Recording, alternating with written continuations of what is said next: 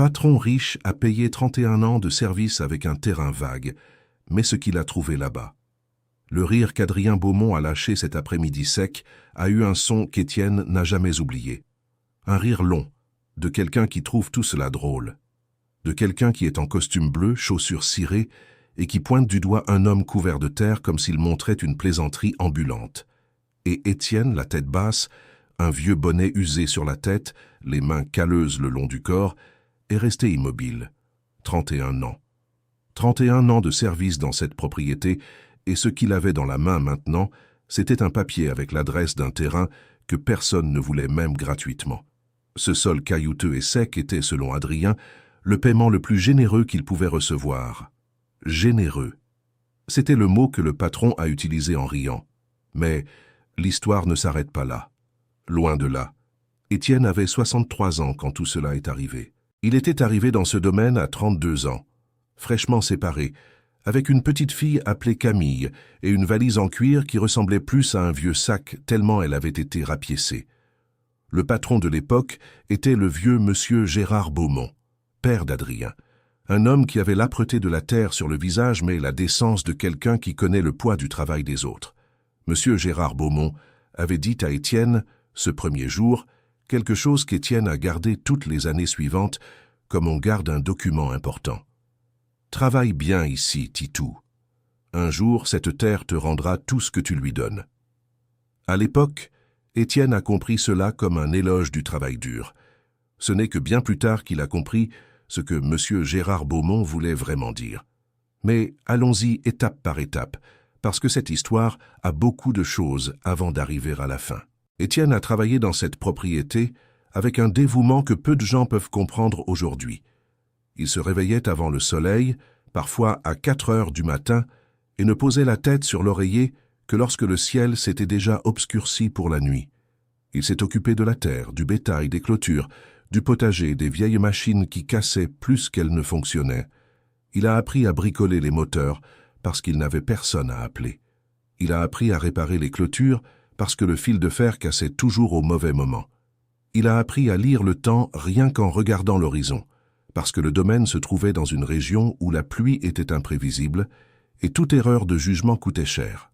Dans les premières années, M. Gérard Beaumont était encore en bonne santé. Un homme d'une 60aine d'années, solide, qui passait l'après-midi sur la véranda à regarder les couchers de soleil et parfois appelait Étienne pour s'asseoir avec lui et prendre un café.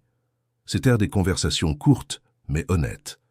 M. Gérard Beaumont aimait Étienne d'une manière qui n'était pas seulement le goût pour le travailleur utile. C'était du respect, tout simplement. Le genre de respect qui n'a pas besoin d'être dit parce qu'il apparaît dans les petits gestes du quotidien. Quand Adrien est revenu de la ville pour aider son père, une dizaine d'années après l'arrivée d'Étienne, le domaine a commencé à changer. Pas du jour au lendemain, mais il a changé. Adrien avait une 30aine d'années, avait étudié dans une bonne école, avait appris à bien parler et à porter un costume, même quand il n'y avait pas de raison pour ça. Il avait aussi cette façon de regarder les choses et de calculer combien elles valaient, au lieu de regarder et de voir ce qu'elles étaient. Il regardait le bétail et voyait de l'argent. Il regardait la terre et voyait des mètres carrés. Il regardait Étienne et voyait un coup. Monsieur Gérard Beaumont s'est affaibli peu à peu, comme les rivières qui s'assèchent lentement avant la grande sécheresse. Et quand il est parti, environ 6 ans avant que tout cela n'arrive, Adrien a pris possession de toute la propriété.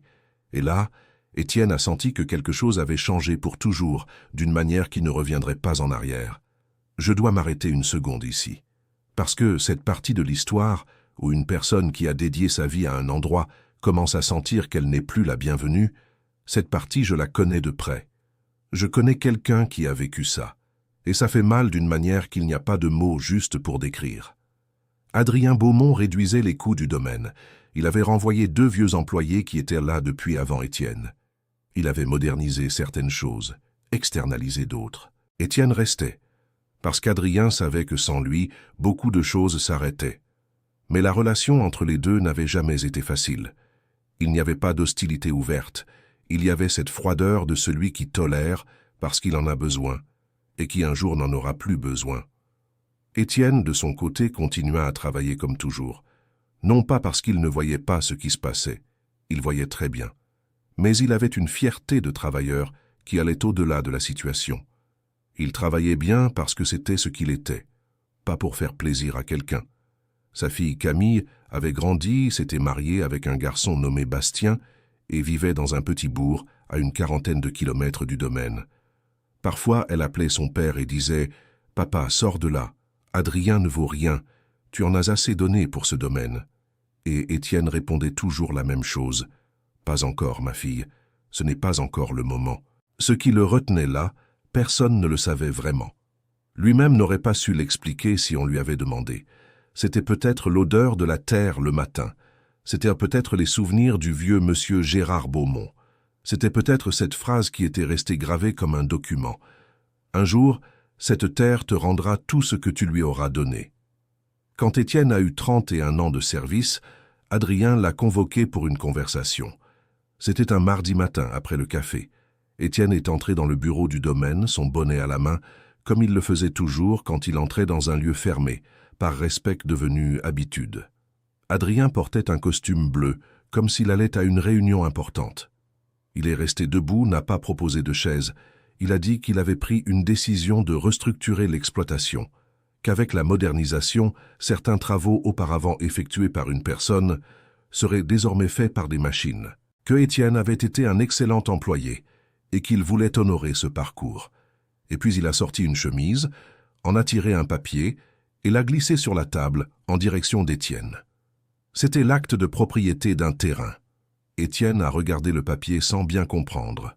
Adrien a expliqué que c'était une zone éloignée, un lot d'environ 3 hectares qui appartenait au domaine, mais qui se trouvait loin, dans une partie que le domaine n'avait jamais vraiment utilisée. Il a dit qu'il donnait ce terrain en reconnaissance des années de service, comme s'il faisait un geste très noble. Étienne a pris le papier. Il l'a lu lentement. Il l'a plié et mis dans la poche intérieure de sa chemise. Ce n'est qu'après être sorti du bureau, quand il est allé à l'endroit indiqué sur le papier, qu'il a compris ce que c'était. C'était un terrain sec, caillouteux, avec des pierres éparses au sol et une petite cabane en bois vieux que le vent avait déjà déformée. Aucune ombre, aucune eau en vue. Le sol semblait avoir renoncé à être du sol. C'était plus de l'écorce que de la terre, le genre de sol qui crisse sous la chaussure et ne cède pas. Autour, seulement l'horizon ouvert et cette chaleur qui monte de la pierre comme si le sol respirait mal. C'est alors qu'Adrien est apparu, venant de nulle part, toujours en costume bleu, avec ce sourire large qui n'avait rien de chaleureux. Il s'est arrêté au bord du terrain, a regardé Étienne au milieu de ses pierres et a pointé le doigt. Et il a ri, de ce rire long de quelqu'un qui pense voir quelque chose de drôle. Étienne est resté immobile. Il n'a pas bougé. Il n'a rien dit. Il a laissé le rire finir tout seul, comme on attend que la pluie passe. Adrien a encore dit, tandis qu'il tournait le dos pour partir, « Profite du cadeau, Titou. Tu méritais au moins ça. » Chers auditeurs, si vous aimez l'histoire, n'hésitez pas à laisser un like et surtout à vous abonner à la chaîne. Ça nous aide beaucoup, nous qui débutons. Je continue maintenant. Cette nuit-là, Étienne n'a pas dormi. Il est resté assis sur le seuil de la petite maison en bois qu'il utilisait au domaine, regardant l'obscurité que la nuit avait faite dans les champs. Camille appela, comme elle le faisait toujours après l'heure du dîner, et Étienne raconta ce qui s'était passé d'une voix calme qui effraya davantage sa fille que s'il avait crié. Camille resta silencieuse une dizaine de secondes avant de parler, et quand elle parla, sa voix était étranglée. « Père, venez ici maintenant. Vous n'avez pas besoin de cet homme. »« Non, ma fille, dit-il, je vais rester. »« Sur le terrain vague ?»« Sur mon terrain. » Cette différence de mots, petite mais énorme, fut ce qui soutint Étienne dans les mois qui suivirent. Il quitta le domaine avec une valise rapiécée, un matelas plié sur une charrette prêtée par un vieux voisin, et l'acte de propriété dans la poche intérieure de sa chemise, contre son cœur. Il monta une tente en toile sur le terrain parce que la petite cabane en bois était trop pourrie pour y dormir en sécurité. Les premiers jours, les voisins les plus proches, à environ 500 mètres de là, regardèrent de loin sans trop savoir quoi penser. L'un d'eux, un homme nommé Marcel, propriétaire d'une petite exploitation d'élevage de poules qu'il avait hérité de son père, vint le 3e jour. Il arriva avec une bouteille d'eau et une expression d'inquiétude sincère, bien différente de l'air de curiosité que les gens prennent quand ils ne cherchent que des potins. « Qu'est-ce que vous allez faire ici, monsieur Titou ?» demanda-t-il en regardant le sol caillouteux. « Je vais travailler ce terrain. » Marcel regarda les pierres. Il regarda Étienne. Il se gratta la tête sous le chapeau qu'il portait même avec ce soleil-là. « Ici, rien n'a jamais poussé, monsieur Titou. J'habite à côté depuis 20 ans, et je n'ai jamais rien vu prospérer sur cette terre. 20 ans à regarder de l'extérieur, ce n'est pas la même chose que 20 ans à creuser de l'intérieur, répondit Étienne. Marcel repartit pensif, en portant cette phrase qui ne lui sortait pas de la tête. Ce qu'Étienne avait, outre l'acte de propriété et l'entêtement, c'était une connaissance de la terre que la plupart des gens n'auront jamais. 31 ans à travailler dans cette région, à lire le sol, à comprendre où l'eau courait en dessous, où la sécheresse était de surface et où elle était profonde, où le problème venait du sol lui-même et où ce n'était qu'un manque d'entretien et de main-d'œuvre. Il savait des choses qui ne s'apprennent dans aucune école. Et ce qu'il avait remarqué sur ce terrain, lors des premiers jours à y marcher lentement, en posant le pied avec attention, se penchant parfois pour ramasser une pierre et regarder le dessous, c'était une chose que quelqu'un sans expérience mettrait des années à percevoir. Les pierres du sol étaient d'un type spécifique, un type qu'Étienne avait déjà vu ailleurs dans la région. Et les pierres de ce type apparaissaient souvent dans des endroits où l'eau souterraine courait près de la surface.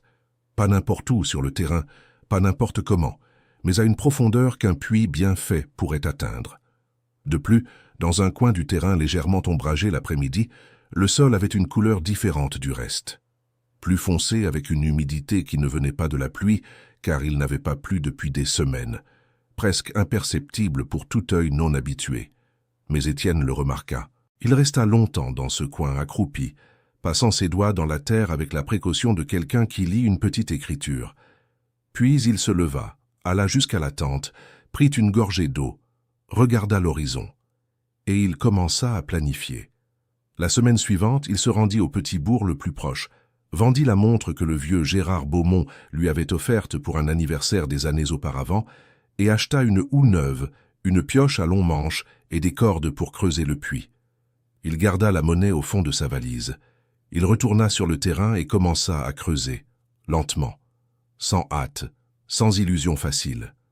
Il creusait le matin, se reposait en milieu de journée quand le soleil devenait insupportable, creusait l'après-midi. Le trou grandissait centimètre par centimètre, jour après jour, avec cette progression lente que seul celui qui a creusé un puits toute sa vie comprend. Camille est apparu ce week-end avec Bastien et ils sont restés plantés au bord du trou, regardant le père travailler avec une expression où l'admiration et l'inquiétude se mélangeaient si bien qu'il était difficile de les distinguer. « Papa, vous ne devriez pas vous reposer un peu » dit Camille d'une voix qu'elle essaya de rendre insouciante, mais n'y parvint pas vraiment. « Je me repose » répondit-il d'en bas. « Faire ce qu'on aime, c'est du repos. » Bastien, qui était menuisier et s'y connaissait en structure et en construction, descendit dans le trou pour mieux examiner pendant qu'Étienne remontait boire de l'eau. Il resta un moment à palper les parois du trou avec ses paumes, à observer le type de terre qui apparaissait au fur et à mesure que la profondeur augmentait. Quand il remonta, il prit Étienne à part. « Beau-père, si vous voulez, je peux revenir la semaine prochaine avec du matériel pour renforcer les parois. Comme c'est là, ça pourrait céder. » Étienne le regarda avec ses yeux dont Camille disait qu'ils étaient capables de lire les intentions des gens avant même qu'ils ne parlent. « Oui, tu peux, » dit-il.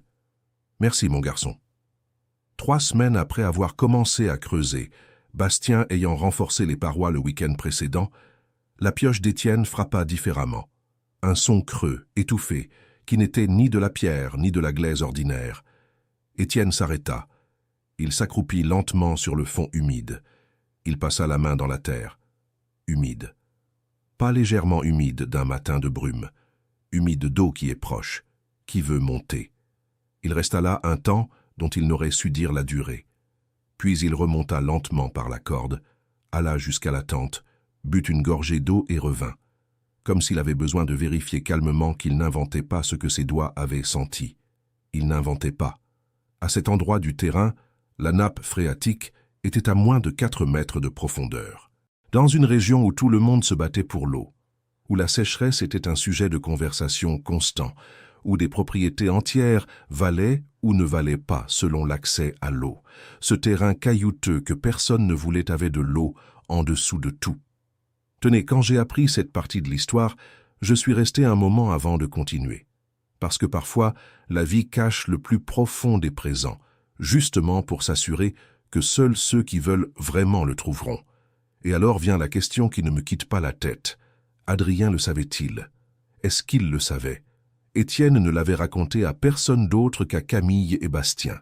Avec soin, avec patience, avec encore plus de week-ends de travail du couple, ils approfondirent le puits et renforcèrent les parois.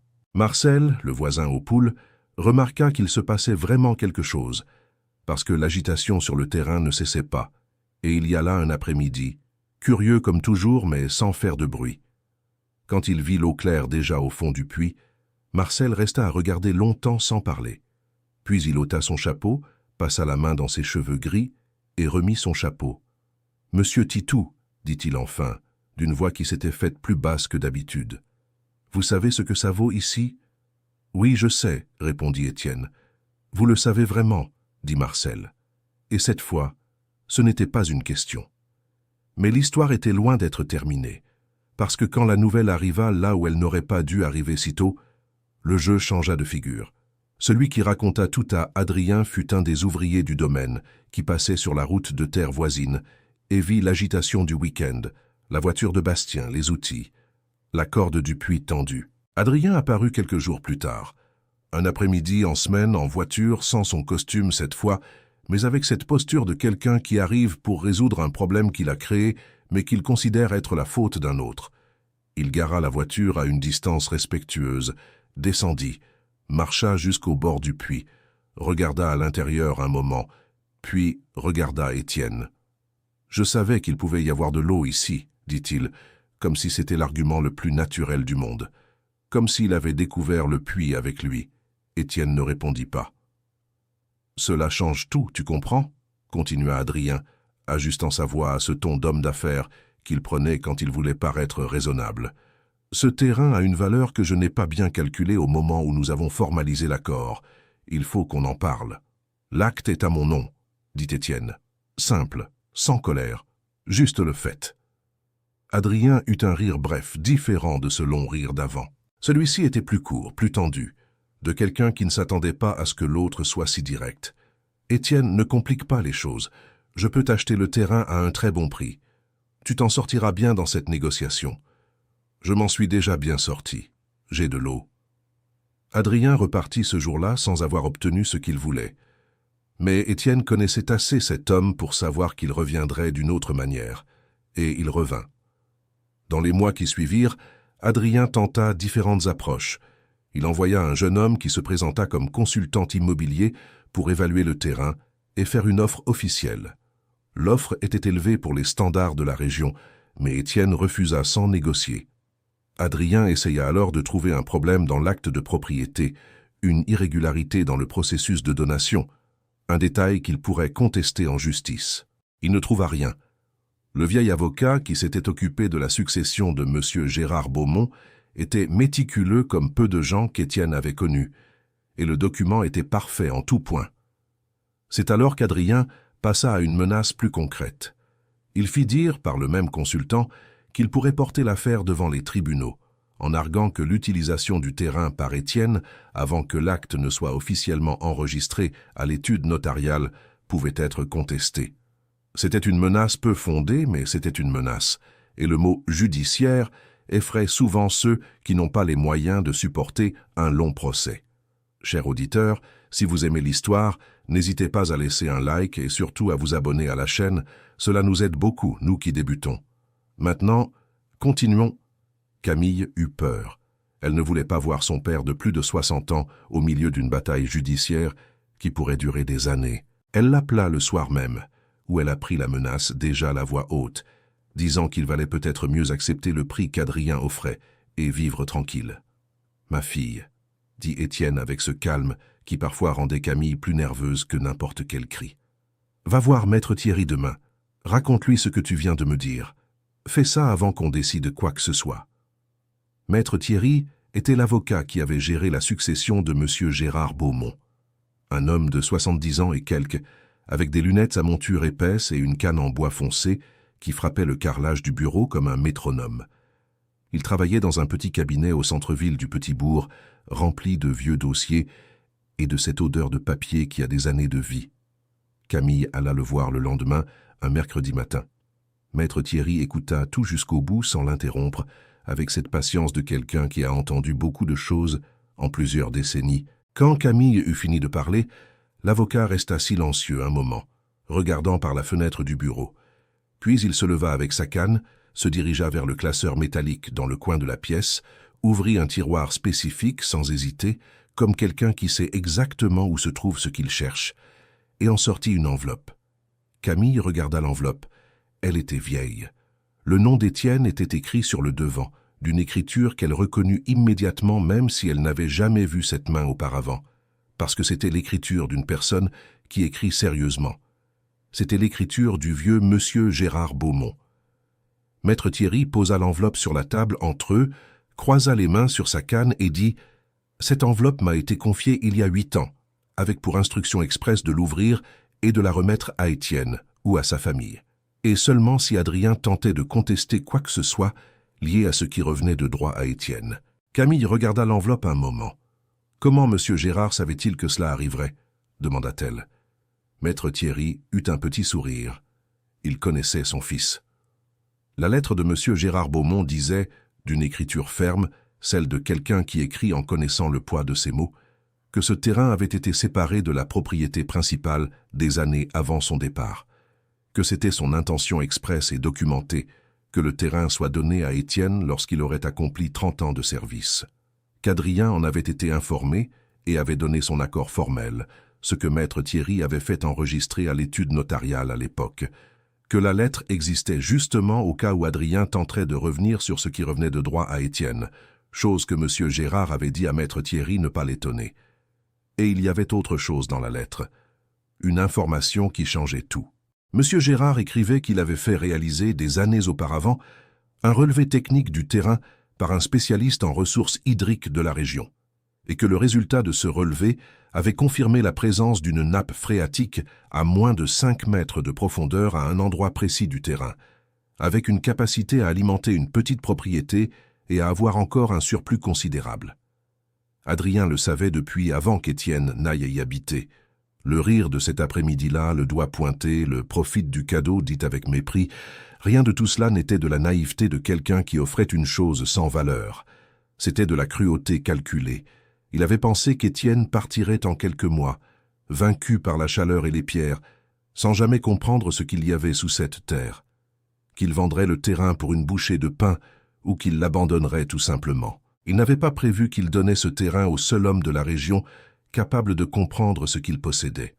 Lorsque Camille revint au terrain avec l'enveloppe et lut la lettre à son père à voix haute, avec Bastien assis à côté et Marcel arrivé pour aider avec la clôture, et resté parce qu'il sentait que c'était un moment important, Étienne écouta tout, la tête baissée, jusqu'à la fin.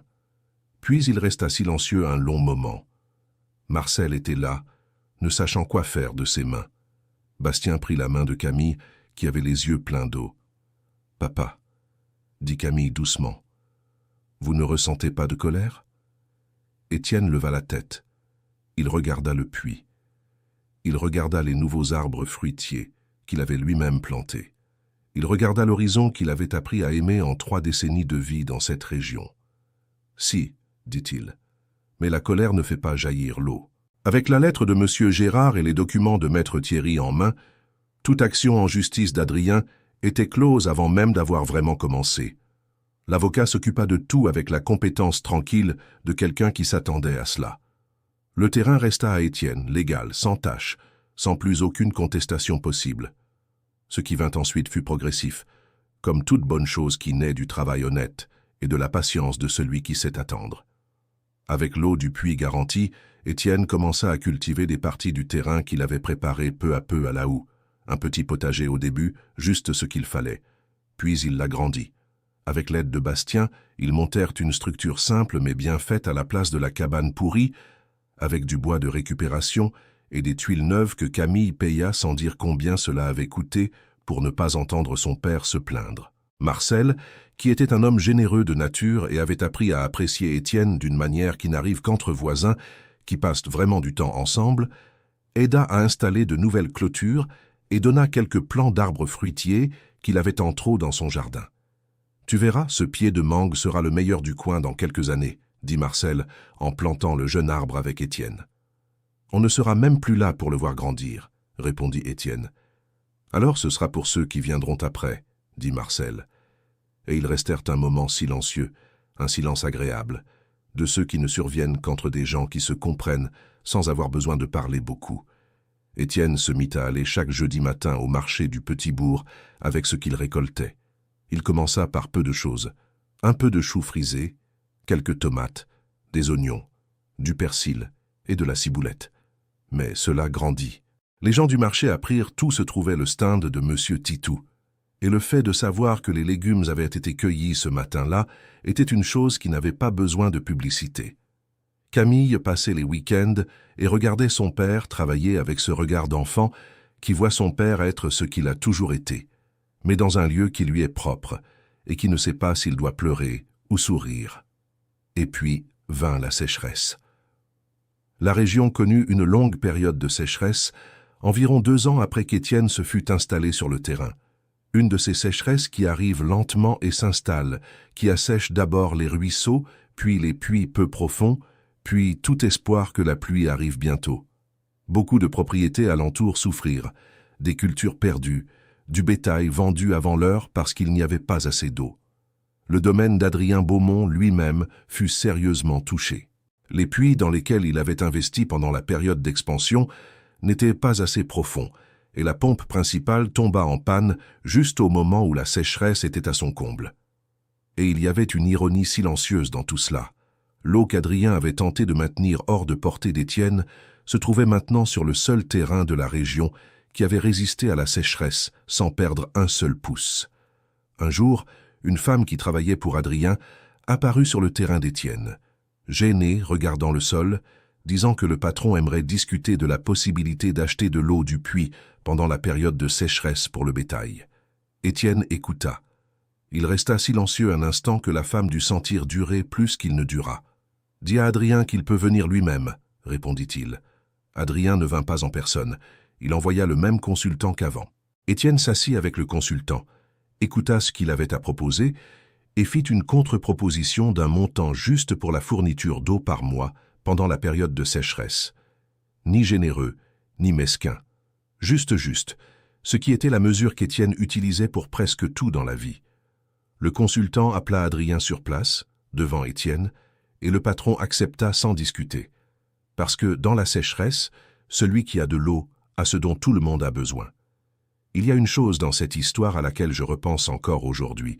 Le vieux monsieur Gérard Beaumont dit à Étienne par un matin, il y a 31 ans, « Un jour, cette terre te rendra tout ce que tu lui auras donné. » Et il ne parlait pas du domaine. Il parlait de ce terrain spécifique qu'il avait mis de côté avec soin des années auparavant, fait cartographier, documenté chez le notaire et laissé de côté comme un cadeau que le fils ne saurait offrir, mais dont le temps se chargerait de faire la livraison. Monsieur Gérard connaissait la terre, il connaissait Étienne, et il connaissait le fils qu'il avait élevé, avec toute la douleur que cela avait pu comporter. Étienne avait 65 ans quand Camille appela un dimanche après-midi pour dire qu'elle était enceinte, le premier petit enfant. Étienne resta silencieux à l'autre bout du fil pendant une dizaine de secondes. « Papa, tu m'entends » dit Camille. « Oui, » répondit-il. La voix était grave mais ferme. Après avoir raccroché, Étienne resta assis devant la petite maison que Bastien avait aidé à construire, regardant le terrain qui était maintenant plus vert que caillouteux, les arbres fruitiers encore jeunes, mais qui donnaient déjà assez d'ombre pour s'asseoir dessous par un après-midi chaud, et le puits qui n'avait jamais tari, même pendant les pires mois de sécheresse. Marcel est apparu plus tard, comme il apparaissait les après-midi, quand il n'avait pas de travail urgent, apportant un café dans la thermos comme d'habitude. « Tu es au courant » demanda Étienne. « Camille m'a envoyé un message, » répondit Marcel en s'asseyant sur la chaise à côté. « Tu vas être grand-père, monsieur Titou. » Ils restèrent silencieux un moment, regardant l'horizon de garrigues que le soir peignait d'un orange étiré et magnifique. « Ce gamin va grandir ici ?» demanda Marcel. « Il grandira en sachant que cette terre existe, » dit Étienne, « que la terre ne ment pas, qu'elle garde ce qu'on y met. » Marcel acquiesça, comme quelqu'un qui est d'accord avec quelque chose qu'il sait déjà mais qu'il fait bon entendre à voix haute. Et le soleil descendit derrière l'horizon de garrigues, lentement, comme s'il n'était pas pressé non plus de quitter cet endroit. Fin de l'histoire. Les amis, quelle histoire! Étienne aurait pu accepter l'offre. Il aurait pu vendre ce terrain pour n'importe quel prix et partir avec son chagrin en poche. Mais il est resté. Il est resté avec sa casquette usée, ses mains calleuses, et la certitude de celui qui connaît la terre mieux que tout papier ne peut la décrire. Et à la fin, c'est exactement ce que l'homme qu'il avait vraiment respecté avait planté pour qu'il trouve. Dites-nous, pensez-vous qu'Étienne a bien fait de refuser les offres d'Adrien? Laissez-le dans les commentaires et dites d'où vous regardez, on adore savoir. N'oubliez pas de laisser un like et de vous abonner à la chaîne pour ne pas rater les prochaines histoires.